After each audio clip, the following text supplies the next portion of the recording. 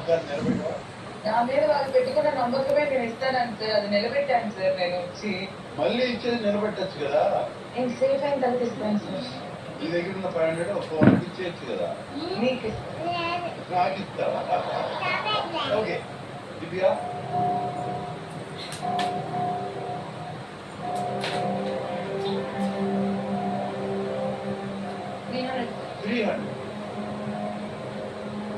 Sanjana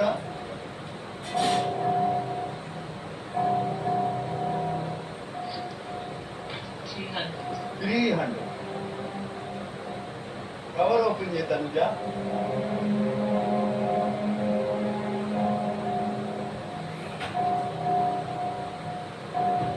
2, 3, 4, 5. Rito and Tanuja, you both are sick.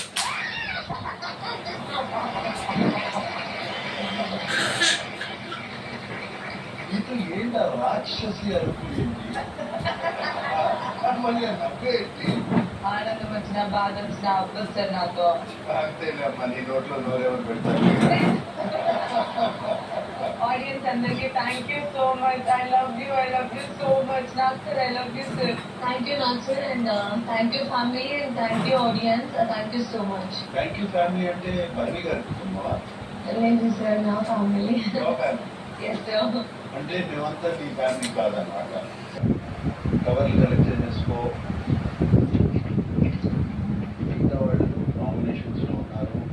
Kalyan sir, save అయితే చెప్తానమ్మా. నువ్వు సేవ్ అయితేనా తను సేవ్ అవుతా? సేవ్ అయితే చెప్తాను.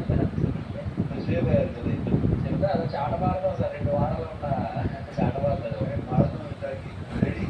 సరే అంటే ఓపెన్ చేయండి. మీద కన్వెన్షన్ రూమ్ ఉన్నటువంటి కన్వెన్షన్ రూమ్ కాదు, యాక్టివిటీ.